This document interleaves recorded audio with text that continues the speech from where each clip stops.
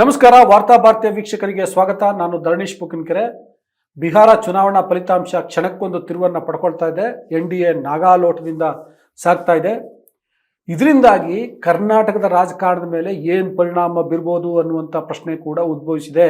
ಯಾಕೆ ಅಂದರೆ ಇಷ್ಟು ದಿನ ಕರ್ನಾಟಕದಲ್ಲಿ ಅಧಿಕಾರ ಹಸ್ತಾಂತರದ ಬಗ್ಗೆ, ನಾಯಕತ್ವದ ಬದಲಾವಣೆ ಬಗ್ಗೆ ಭಾಳ ಜೋರು ಚರ್ಚೆ ಆಗ್ತಾ ಇತ್ತು. ಆದರೆ ಈಗ ಬಿಹಾರ ಚುನಾವಣಾ ಫಲಿತಾಂಶ ಬಂದಿರೋದ್ರಿಂದ ಇದರ ಎಫೆಕ್ಟ್ ಕರ್ನಾಟಕದ ಮೇಲೆ ಹೇಗಾಗುತ್ತೆ ಅನ್ನುವಂಥ ಚರ್ಚೆ ಹುಟ್ಕೊಂಡಿದೆ. ಅದ್ರ ಬಗ್ಗೆ ಮಾತಾಡಲಿಕ್ಕೆ ನಮ್ಮ ಜೊತೆಗೆ ಹಿರಿಯ ಪತ್ರಕರ್ತರಾದಂತಹ ಮನಿಕೆರೆ ನಂಜುಂಡೇಗೌಡರು ಇದ್ದಾರೆ. ಅವ್ರ ಜೊತೆಗೆ ಮಾತಾಡ್ತೀನಿ. ಅದಕ್ಕೂ ಮೊದಲು ನಿಮ್ಗೆ ಇನ್ನೊಂದು ವಿಷಯ ಏನು ಹೇಳ್ತೀನಿ ಅಂತಂದರೆ, ಈಗ ನಾನು ಬೇರೆ ಬೇರೆ ಸಬ್ಜೆಕ್ಟ್ಗಳ ಬಗ್ಗೆ ಮಾತಾಡ್ತೀನಿ. ಫಾರ್ ಎಕ್ಸಾಂಪಲ್, ನಾವು ಈಗ ಏನು ನಂಬರ್ಗಳಿದಾವಲ್ಲ ಅದಕ್ಕೆ ಮಾತಾಡೋದನ್ನು ಹೊರತುಪಡಿಸಿ ಬಿಹಾರ ಚುನಾವಣೆಯಲ್ಲಿ ಆಗ್ತಿರುವಂತಹ ವಿಶೇಷ ಸಂಗತಿಗಳನ್ನು ನಿಮ್ಮ ಮುಂದೆ ಇಡ್ತೀನಿ. ನೀವು ನೋಡ್ತಾ ಇರಿ ವೀಕ್ಷಕರೇ. ಈಗ ನಾನು ನಂಜುಂಡೇಗೌಡರ ಮಾತುಕತೆಯನ್ನು ಶುರು ಮಾಡ್ತೀನಿ. ಸರ್, ಕರ್ನಾಟಕದ ಮೇಲೆ ಏನು ಪರಿಣಾಮ ಬೀರುತ್ತೆ ಬಿಹಾರ ಚುನಾವಣಾ ರಿಸಲ್ಟ್? ಸರ್, ಕರ್ನಾಟಕದ ಮೇಲೆ ಸದ್ಯಕ್ಕೆ ನೋಡಿದ್ರೆ ಯಾವ ಪರಿಣಾಮನೂ ಬೀರಲ್ಲ. ಬೈ ಚಾನ್ಸು ಇದುವರೆಗೆ ನಡೀತಾ ಇಲ್ಲ ಚರ್ಚೆ, ನಾಯಕತ್ವ ಬದಲಾವಣೆ, ಸಂಪುಟ ಪುನರ್ರಚನೆ, ಈ ಥರದ ಸರ್ಕಸ್ ಏನಾದರೂ ಮಾಡೋಕ್ಕೆ ಹೋದರೆ ಸ್ವಲ್ಪ ಪಕ್ಷದ ಮೇಲೆ ಪರಿಣಾಮ ಆಗ್ಬೋದು ಅಂತ ಅನಿಸುತ್ತೆ. ಯಾಕೆಂದರೆ ನೋಡಿ, ಒಂದು ಕಡೆ 2.5 ವರ್ಷದ ಅಧಿಕಾರ ಹಂಚಿಕೆ ಒಪ್ಪಂದ ಆಗಿದೆ ಅಂತಾರೆ. ಸಿದ್ದರಾಮಯ್ಯ ಅಧಿಕಾರ ಬಿಡಬೇಕು ಅಂತ ಹೇಳ್ತಾರೆ. DK ಶಿವಕುಮಾರ್ಗೆ ಅಧಿಕಾರ ಹಸ್ತಾಂತರ ಮಾಡಬೇಕು ಅಂತ ಹೇಳ್ತಾರೆ. ಈಗ ಬಿಹಾರದಲ್ಲಿ ಕಾಂಗ್ರೆಸ್ ಪರಿಸ್ಥಿತಿ ಶೋಚನೀಯ ಆಗಿದೆ. ಹೀನಾಯವಾಗಿ ಸೋಲ್ತಾ ಇದ್ದಾರೆ ಕಾಂಗ್ರೆಸ್ಸರು. ಯಾಕೆಂದರೆ 2015ರ ಚುನಾವಣೆಯಲ್ಲಿ ಕಾಂಗ್ರೆಸ್ಸಲ್ಲಿ 27 ಸೀಟನ್ನು ಗೆದ್ದಿತ್ತು. 2019ರಲ್ಲಿ 2020ರಲ್ಲಿ 19 ಸೀಟನ್ನು ಗೆಲ್ತಾರೆ. ಈ ಸರಿ 4 ಸೀಟಲ್ಲಿ ಅವರು ಮುಂದಿದ್ದಾರೆ ಅಷ್ಟೇ. ಅವರು ಕಂಟೆಸ್ಟ್ ಮಾಡಿದ್ದು 60, ಹೆಚ್ಚು ಕಮ್ಮಿ 60 ಸೀಟ್ಗಳು. ಸೊ ಈ ಥರ ಪರಿಸ್ಥಿತಿಯಲ್ಲಿದ್ದಾಗ ಕರ್ನಾಟಕಕ್ಕೆ ಏನಾದರೂ ಕೈ ಹಾಕಕ್ಕೆ ಬಂದರೆ, ಈಗ ನ್ಯಾಚುರಲಿ ಕಾಂಗ್ರೆಸ್ ನಾಯಕತ್ವ ವೀಕ್ ಆಗಿದೆ. ಕರ್ನಾಟಕದ ಬೆಳವಣಿಗೆಗೆ ಏನಾದ್ರು ಕೈ ಹಾಕಿದ್ರೆ, ನಾಯಕತ್ವ ಬದಲಾವಣೆ ಅಂತ ಪರಿಸ್ಥಿತಿ ಕೈ ಹಾಕಿದ್ರೆ ಅದರ ಪರಿಣಾಮಗಳನ್ನ ಎದುರಿಸ್ಬೇಕಾಗತ್ತೆ. ಈಗಾಗಲೇ ಕೆಲವರೆಲ್ಲ ಅಸಮಾಧಾನ ಇದೆ, ಕೆಲವರಿಗೆಲ್ಲ ಸಂಪುಟ ಪುನರ್ರಚನೆ. ಅದೇ ಸರ್, ನಾನು ಏನು ಹೇಳ್ತೀನಿ ಅಂದರೆ, ಈಗ ನೋಡಿ ಕರ್ನಾಟಕದಲ್ಲಿ ಇದನ್ನು ಯಾಕೆ ಪರಿಣಾಮ ಬೀರುತ್ತಾ ಅಂತ ಕೇಳಿದೆ ಅಂತಂದರೆ, ಕರ್ನಾಟಕದಲ್ಲಿ ಮೊನ್ನೆವರೆಗೂ ನಾವೇ ಚರ್ಚೆ ಮಾಡಿದ್ದೀವಿ. ಇದಂತ ಮುಖ್ಯಮಂತ್ರಿ ಬದಲಾವಣೆ ಆಗುತ್ತಾ, ನಾಯಕತ್ವ ಬದಲಾವಣೆ ಆಗುತ್ತಾ ಅಂತ. ಅದು ಯಾರು ಪ್ಲಾಂಟ್ ಮಾಡಿದ್ರೋ ಏನೋ ಗೊತ್ತಿಲ್ಲ.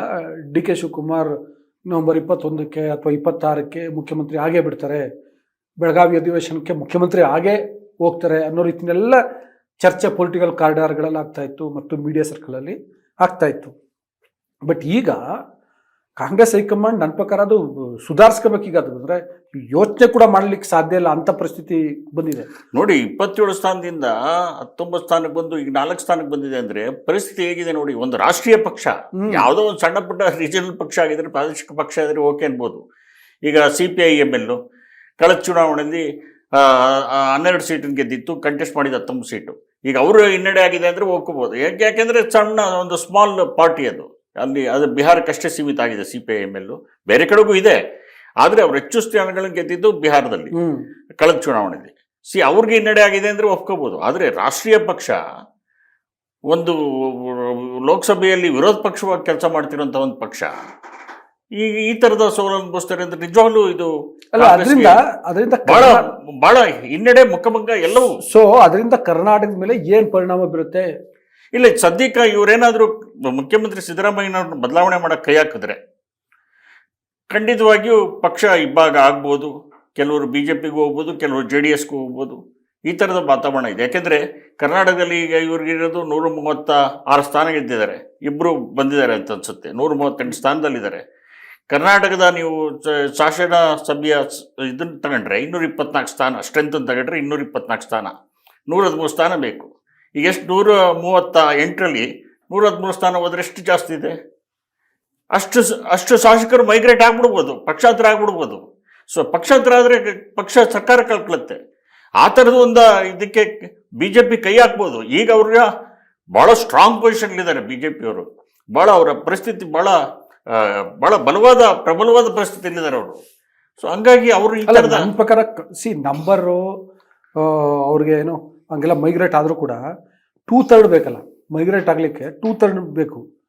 ಅಷ್ಟು ಸಂಖ್ಯೆ ಶಾಸಕರು ಕಾಂಗ್ರೆಸ್ ಬಿಟ್ಟು BJPಗೆ ಅಥವಾ ಸಪ್ರೇಟಾಗಿ ಒಂದು ಗುಂಪು ರಚಿಸ್ಕೊಂಡು ಹೋಗ್ತಾರೆ ಅನ್ನೋದು ನನಗೇನೋ ಅನುಮಾನ. ಆದರೆ ಈ ಸಿದ್ದರಾಮಯ್ಯ ಅವ್ರನ್ನ ಅಥವಾ ಈಗಿರೋ ವ್ಯವಸ್ಥೆನ ಬದಲಾವಣೆ ಮಾಡಲಿಕ್ಕೆ ಕಾಂಗ್ರೆಸ್ಸು ಕೈ ಹಾಕುತ್ತಾ ಅನ್ನೋದು ಬೇರೆ, ಹಂಗೆ ಯೋಚನೆ ಮಾಡುತ್ತಾ ಅಂತ ನಾನು ಕೇಳ್ತಿರೋದು. ಇಲ್ಲ, ಕಾಂಗ್ರೆಸ್ ಯೋಚನೆ ಮಾಡೋದು ಕಷ್ಟ ಇದೆ, ಸದ್ಯಕ್ಕಂತೂ ಕಷ್ಟ ಇದೆ. ಯಾಕೆಂದರೆ ಕಾಂಗ್ರೆಸ್ಸು ನೀವು ಹೇಳ್ದಂಗೆ ಈಗ ಪಶ್ಚಿಮ ಬಂಗಾಳದ ಸುಧಾರಿಸ್ಕೊಂಡ್ರೆ ಸಾಕಾಗಿದೆ ಅವ್ರಿಗೆ.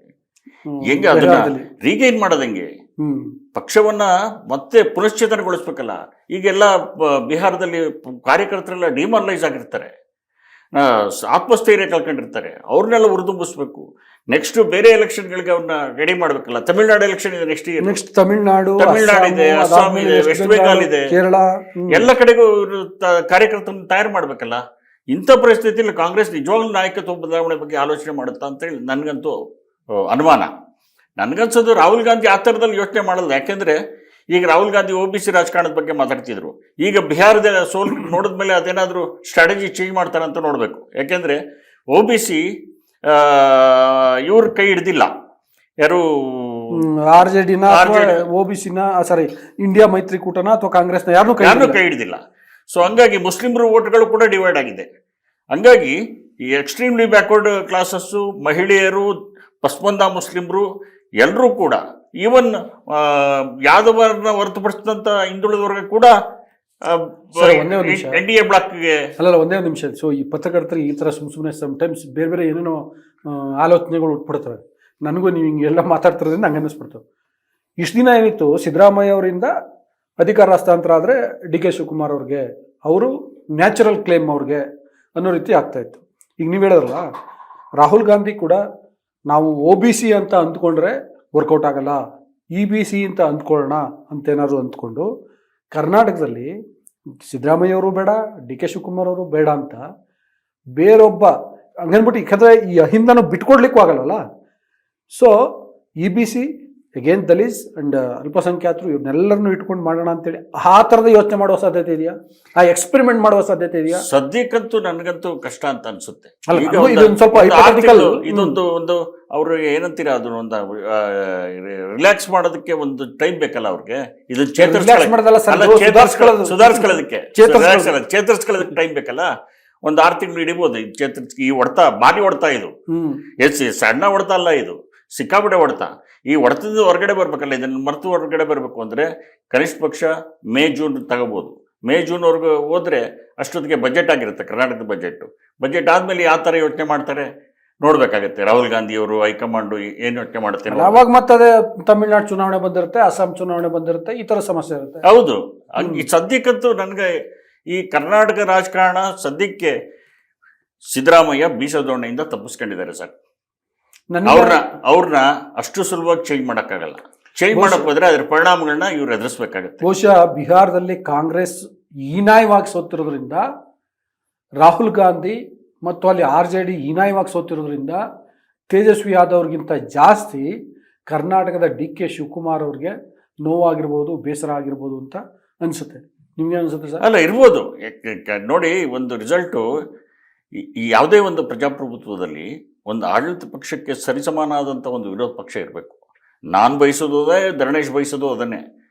ಇಲ್ಲ ಅಂದರೆ ಏನಾಗುತ್ತೆ, ಒಂದು ಸೈಡ್ ಚುನಾವಣೆ ಆದರೆ, ಈಗ ನೋಡಿ 200 ನೀವು ಹೇಳ್ತಿದ್ರಿ ಈಗ ತಾನೆ 200 ಸೀಟು BJP ದಾಟಿದೆ, NDA ದಾಟಿದೆ, 200 ಸೀಟ್ ಮೇಲೆ ದಾಟಿದೆ ಅಂತ.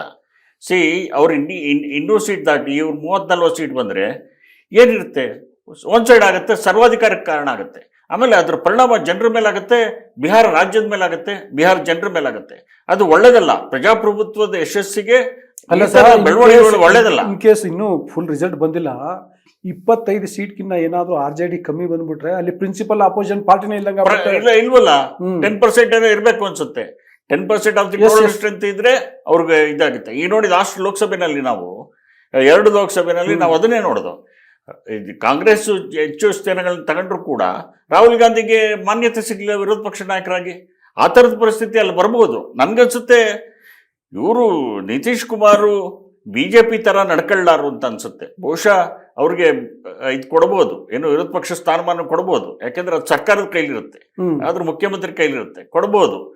ಆದ್ರೆ ಇಲ್ಲಿ ಅದರ ಪರಿಣಾಮಗಳು ಸದ್ಯಕ್ಕಂತೂ ಏನಾಗಲ್ಲ. ಒಂದು 6 ತಿಂಗಳು ಇವರೆಲ್ಲ ಸೇಫ್ ಅಂತ ಅನ್ಸುತ್ತೆ. ಬಟ್ ಸಿದ್ದರಾಮಯ್ಯನವ್ರನ್ನ ಬದಲಾವಣೆ ಮಾಡಬೇಕು ಅಂತ ಪ್ರಯತ್ನ ಮಾಡೋರೆಲ್ಲ ಮಾಡ್ತಿರ್ತಾರೆ, ನಡೀತಾ ಇರ್ತಾರೆ. ಇನ್ನೊಂದು ಏನಂದ್ರೆ, ಇತ್ತೀಚೆಗೆ ಸಂಪುಟದ ಪುನರಚನೆ ಆಗುತ್ತೆ, ಮುಖ್ಯಮಂತ್ರಿ ಸಿದ್ದರಾಮಯ್ಯ ಅವರು ಸಂಪುಟ ಪುನರಚನೆ ಮಾಡಲಿಕ್ಕೆ ಪ್ರಯತ್ನ ಪಡ್ತಿದ್ದಾರೆ, ಅದಕ್ಕೆ ಸಂಬಂಧಪಟ್ಟಂಗೆ ಹೈಕಮಾಂಡನ್ನು ಸಂಪರ್ಕಿಸ್ತಿದ್ದಾರೆ ಅಂತ ಚರ್ಚೆ ಕೂಡ ಆಗ್ತಿತ್ತು. ಈಗ ಹೈಕಮಾಂಡನ್ನು ಮಣಿಸ್ಬೋದು, ಒತ್ತಡಕ್ಕೆ ಸಿಲುಕಿಸ್ಬೋದು ಅಂತೇಳಿ ಸಿದ್ದರಾಮಯ್ಯ ಕೂಡ ಆ ಪಾನನ್ನು ಮುಂದೆ ಇಡ್ಬೋದು. ಒಮ್ಮೆ ಸಂಪುಟದ ಪುನರಚನೆ ಆಗ್ಬಿಟ್ರೆ ಇವರೇ 5 ವರ್ಷ ಮುಖ್ಯಮಂತ್ರಿ ಅನ್ನುವಂಥ ಸಂದೇಶ ಆಟೋಮೆಟಿಕ್ಲಿ ಹೋಗ್ಬಿಡುತ್ತೆ ಅನ್ನುವ ಕಾರಣಕ್ಕೋಸ್ಕರ ಆ ಥರದ ಒಂದು ದಾಳವನ್ನು ಉಳಿಸುವ ಸಾಧ್ಯತೆ ಇದೆ ಅಂತ ಅನ್ಸುತ್ತಾ? ಅಲ್ಲ, ಈಗ ನಿಮ್ಗೆ ಕೆಲವು ದಿನಗಳಿಂದ ನೋಡಿದ್ರೆ ಸಿದ್ದರಾಮಯ್ಯನವರು ಸ್ವಲ್ಪ ಅವರ ನಡವಳಿಕೆಯಲ್ಲಿ ಅವ್ರ ವರ್ತನೆಯಲ್ಲಿ ಸ್ವಲ್ಪ ಸಾಫ್ಟ್ ಆಗಿದ್ರು, ಮೆತ್ತಗಾಗಿದ್ರು ಅಂತ ಅನಿಸ್ತಿತ್ತು. ನಿಮಗೂ ಅನಿಸಿತ್ತು, ನಮಗೂ ಅನಿಸಿತ್ತು. ಮೊದಲನೇ ಸಿದ್ದರಾಮಯ್ಯ ಅಲ್ಲ, 2013ರಿಂದ 2018 ಏನು ಸಿದ್ದರಾಮಯ್ಯನವರು ಇದ್ರು, ಆ ಸಿದ್ದರಾಮಯ್ಯನವ್ರು ಕಂಪೇರ್ ಮಾಡಿದ್ರೆ ಈ ಸಿದ್ದರಾಮಯ್ಯ ಆಕ್ರಮಣಕಾರಿ ಧೋರಣೆ ಕಡಿಮೆ ಆಗಿತ್ತು, ಒಂಥರ ಮೃದು ಧೋರಣೆಯನ್ನು ತಳೆದಿತ್ತು. ಅದು ಬಹುಶಃ ಪಕ್ಷದೊಳಗಿನ ಒತ್ತಡದ ಕಾರಣಕ್ಕೆ ಇರ್ಬೋದೇನೋ ಅಂತ ಅನಿಸುತ್ತೆ ನನಗೆ. ವಯಸ್ಸಿನ ಕಾರಣ ಇದ್ರು ಕೂಡ ಅವ್ರಿಗೆ 76 ವರ್ಷ, ಅವ್ರಿಗೆ ವಯಸ್ಸಿನ ಕಾರಣ ಪಕ್ಷದ ಒತ್ತಡನೇ ಜಾಸ್ತಿ ಅಂತ ಅನ್ಸುತ್ತೆ. ಆ ಕಾರಣದಿಂದಾಗಿ ಅವ್ರಿಗೆ ಸ್ವಲ್ಪ ಮೃದು ಧೋರಣೆ ತಳೆದಿದ್ರು, ಸ್ವಲ್ಪ ಸಾಫ್ಟ್ ಆಗಿ ಮೂವ್ ಆಗ್ತಿದ್ರು. ಈಗ ಅವರು ಎದ್ದು ಕೂತ್ಕೊಳ್ತಾರೆ, ಮೈ ಕೊಡುತ್ತಾರೆ ಸಿದ್ದರಾಮಯ್ಯನವರು, ಮತ್ತೆ ಗರ್ಜಿಸಕ್ಕೆ ಟ್ರೈ ಮಾಡ್ತಾರೆ. ಹಂಗಾಗಿ ಸದ್ಯಕ್ಕೆ ಏನು ಆಗ್ಲಿಕ್ಕಿಲ್ಲ. ಆದ್ರೆ ಸಂಪುಟ ಪುನರಚನೆ ಮಾಡುವಂಥ ಪ್ರಯತ್ನವನ್ನು ಸಿದ್ದರಾಮಯ್ಯನವರು ಮಾಡ್ಬೋದು ಅಂತ ಅನ್ಸುತ್ತೆ. ಯಾಕೆಂದ್ರೆ ನನಗನ್ಸೋದು ಈಗ ಸಿದ್ದರಾಮಯ್ಯನವರ ಸಂಪುಟದಲ್ಲಿ ಕೆಲವು ಹೆಸರುಗಳು ಬಿಟ್ಟರೆ ನನಗೂ ಕೆಲವರು ಮಂತ್ರಿಗಳ ಹೆಸರು ಗೊತ್ತಿಲ್ಲ, ನಿಮಗೂ ಮಂತ್ರಿಗಳ ಹೆಸರು ಗೊತ್ತಿಲ್ಲ. ಅಂಥವರೆಲ್ಲ ಮಂತ್ರಿಗಳಿದ್ದಾರೆ. ಅವ್ರು ಏನು ಡೆಲಿವರಿ ಮಾಡ್ತಾರೆ? ಸಾಧ್ಯನಾ ಅವ್ರ ಕೈಲಿ ಡೆಲಿವರಿ ಮಾಡೋಕ್ಕೆ?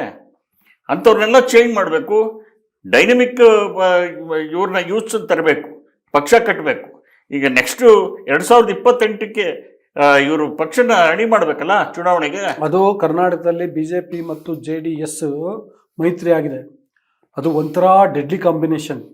ಸೊ ಹಾಗಾಗಿ ಖಂಡಿತ ಕಾಂಗ್ರೆಸ್ಸು ಭಾಳ ಎಚ್ಚರಿಕೆಯಿಂದ ಹೆಜ್ಜೆಯನ್ನು ಇಡಬೇಕಾಗತ್ತೆ. ಅದಕ್ಕೆ ಬೇಕಾದಂಥ ನಾನಾ ಹೆಜ್ಜೆಗಳನ್ನ ಇಡಬೇಕು. ಇದರಲ್ಲಿ ನೀವು ಹೇಳ್ದಂಗೆ ಸಂಪುಟ ಪುನರಚನೆ ಕೂಡ ಒಂದು. ಸೊ ಅದಕ್ಕೆ ಹೈಕಮಾಂಡ್ ಅವಕಾಶ ಈ ಸಿದ್ದರಾಮಯ್ಯ ಕೇಳ್ಬೋದು, ಬಟ್ ಈಗ ಹೈಕಮಾಂಡ್ ಅವಕಾಶ ಕೊಡುತ್ತಾ? ಅಲ್ಲ, ಕೊಡಬೇಕಾಗತ್ತೆ. ಸಂಪುಟ ಪುನರಚನೆಗೆ ಅವಕಾಶ ಕೊಡಬೇಕಾಗತ್ತೆ. ಸೊ ಅದನ್ನು ಕುತ್ಕೊಂಡು ಅವರು ಪ್ಲಾನ್ ಮಾಡ್ತಾರೆ, ಚೆಕ್ಔಟ್ ಮಾಡ್ತಾರೆ, ಯಾರನ್ನು ತೆಗಿಬೇಕು, ಯಾರನ್ನು ಬಿಡಬೇಕು ಅಂತ. ಇದೇ ಥರ ಸರ್ಕಾರ ನಡ್ಸೋಕ್ಕಾಗಲ್ಲ. ಈಗಾಗಲೇ ಸರ್ಕಾರದ ಬಗ್ಗೆ ಅಂತೇನು ಒಳ್ಳೆ ಒಪಿನಿಯನ್ ಇಲ್ಲ. ನೀವು ಕೇಳಿದಿರಿ, ಸಾರ್ವಜನಿಕರು ಏನು ಮಾತಾಡ್ತಾರೆ, ಈ ಸರ್ಕಾರ ಏನು ಉಪಯೋಗ ಇಲ್ಲಪ್ಪ ಅಂತ ಮಾತಾಡ್ತಾರೆ ಜನ. ನಾವು ಕೇಳಿದ್ವಿ, ನೀವು ಕೇಳಿದಿರಿ. ಈ ಥರದ ಒಂದು ಇಂಪ್ರೆಷನಿಂದ ಹೊರಗಡೆ ಬರಬೇಕಲ್ಲ ಸರ್ಕಾರ. ಅದಕ್ಕೆ ಅವರು ಈ ಥರದ ಒಂದು ಪ್ಲಾನ್ ಮಾಡಬೇಕಾಗತ್ತೆ. ಅಟ್ಲೀಸ್ಟು ಸಂಪುಟ ಪುನರಚನೆ ಮಾಡದೇ ಇದ್ರು 2 ಖಾಲಿ ಸ್ಥಾನಗಳಿವೆ. ಒಂದು ನಾಗೇಂದ್ರ ಅವರ ರಾಜೀನಾಮೆ ತೆರವ ಸ್ಥಾನ, ಇನ್ನೊಂದು ನಮ್ಮ ರಾಜಣ್ಣ ಅವರ ವಜಾ ಮಾಡಿದ ಸ್ಥಾನ. ಆ 2 ಸ್ಥಾನಕ್ಕಾದ್ರೂ ತಗೊಳ್ಬೇಕು. ಅಂಥ ಸ್ಥಾನದವ್ರು ಬರೀ 2 ಸ್ಥಾನಕ್ಕೆ ತಗೊಳ್ತಾರ ಅಥವಾ ಇನ್ಯಾರು ಒಂದು 5-6 ಜನ ಚೇಂಜ್ ಮಾಡ್ತಾರ ಅಂತ ಪ್ರಶ್ನೆ ಇದೆ. ಅಲ್ಲಲ್ಲ, ಗೊತ್ತಾಯ್ತು, ನೀವು ಕೊಡಬೇಕು ಅಂತ ಅಂತಿದ್ದೀರಿ. ಆದರೆ ಕಾಂಗ್ರೆಸ್ ಹೈಕಮಾಂಡ್ ಈಗ ನೋಡಿ, ಅವ್ರಿಗೂ ಬೇರೆ ರೀತಿ ಒತ್ತಡ ಕೂಡ ಉಂಟು.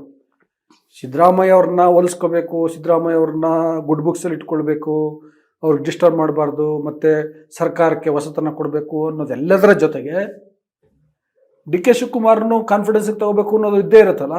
ಅಲ್ಲ, DK ಶಿವಕುಮಾರ್ ಕೂಡ ಬಹಳ ಇಂಪಾರ್ಟೆಂಟ್ ಬಿಡಕ್ಕಾಗಲ್ಲ. ನಾನು ಹೇಳ್ತಿರೋದು ಯಾಕೆಂದ್ರೆ ಒಂದು ಪಕ್ಷ ಕಟ್ಟಬೇಕಾದ್ರೆ ಈಗ ಸದ್ಯದ ಪರಿಸ್ಥಿತಿಯಲ್ಲಿ ಕಾಂಗ್ರೆಸ್ ಶೋಚನೀಯ ಸ್ಥಿತಿಯಲ್ಲಿದೆ. ಯಾಕೆ ಶೋಚನೀಯ ಸ್ಥಿತಿಯಲ್ಲಿದೆ ಅಂದ್ರೆ ಆರ್ಗನೈಸರ್ಸ್ ಆ ಪಾರ್ಟಿಗೆ ಇದಿಲ್ಲ. ಹೌದು, ಸಂಘಟನೆಯ ಬಲ ಇಲ್ಲ ಒಂದು. ಎರಡನೇದು ರಿಸೋರ್ಸಸ್ ಕೊಡೋರು ಬೇಕಲ್ಲ. ರಿಸೋರ್ಸಸ್ ಅನ್ನ ಕೊಡೋರು, ಸಂಪನ್ಮೂಲವನ್ನು ಕ್ರೋಢೀಕರಣ ಮಾಡಿಕೊಡೋ ತಾಕತ್ತು ಸಿದ್ದರಾಮಯ್ಯನವ್ರಿಗಿಲ್ಲ, DK ಶಿವಕುಮಾರ್ ಅವ್ರಿಗಿದೆ. ಆಮೇಲೆ DK ಶಿವಕುಮಾರ್ ಇದುವರೆಗೆ ಲಾಯಲ್. ನಾಳೆ ಏನು ಅಂತ ಗೊತ್ತಿಲ್ಲ ನಮಗೆ. DK ಶಿವಕುಮಾರ್ ಇವತ್ತವರೆಗೆ ಕಾಂಗ್ರೆಸ್ಸಿನ ಕಟ್ಟಾಳವರು, ನಿಷ್ಠಾವಂತ ಕಟ್ಟಾಳು.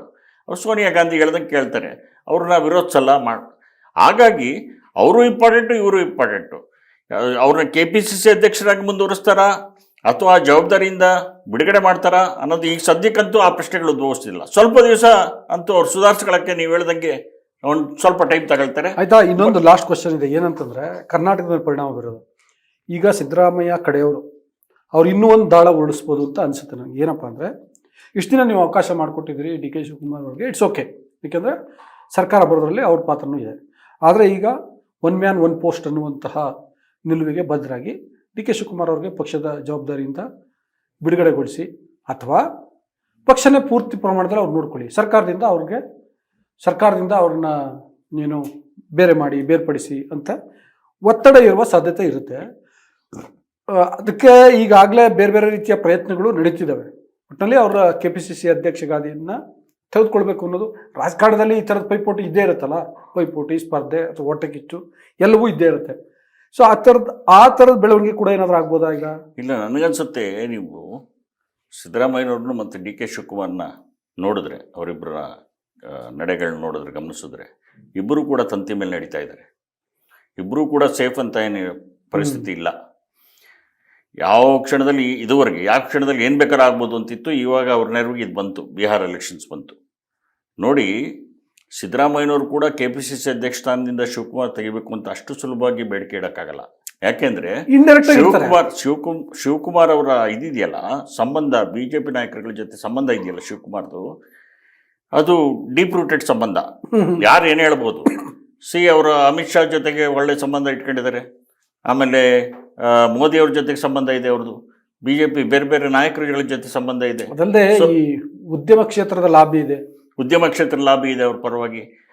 ಇವೆಲ್ಲ ಇದ್ದಾಗ ಅಷ್ಟು ಸುಲಭವಾಗಿ DK ಶಿವಕುಮಾರ್ನ ನೀವು KPCC ಅಧ್ಯಕ್ಷ ಸ್ಥಾನದಿಂದ ತೆಗೀರಿ, ಉಪಮುಖ್ಯಮಂತ್ರಿ ಸ್ಥಾನದಿಂದ ತೆಗೀರಿ, ಬರೀ ಮನುಷ್ಯರು ಮಾಡಿ ಅಂತ ಎಲ್ಲ ಬೇಡಿಕೆಗಳನ್ನ ಇಡೋಕ್ಕಾಗಲ್ಲ.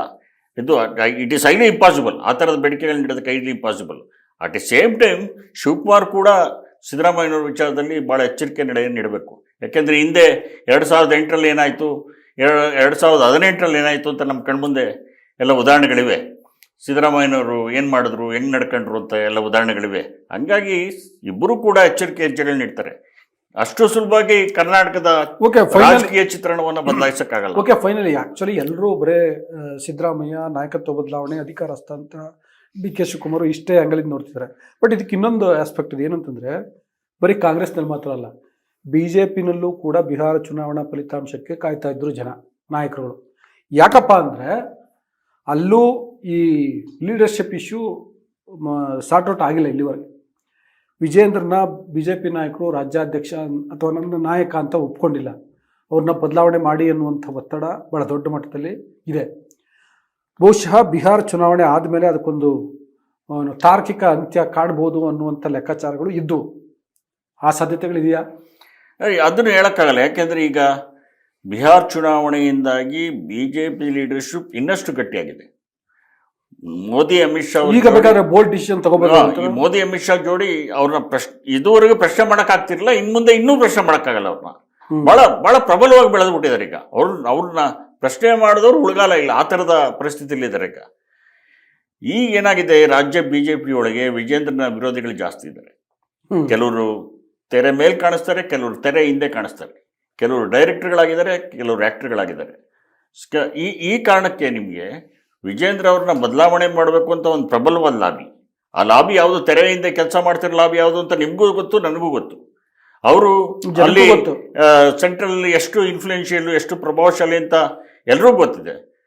ಅವರೇನಾದರೂ ಸಿಕ್ಕಾಪಟ್ಟೆ ಒತ್ತಡ ಹಾಕಿ ಏನಾದರೂ ಇವ್ರು ವಿಜೇಂದ್ರ ಚೇಂಜ್ ಮಾಡಬೇಕು ಅಂದರೆ ಆ ಸಾಧ್ಯತೆಗಳಿವೆ.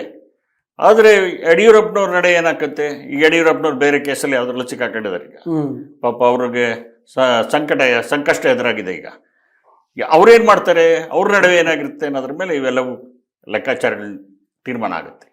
Thank you.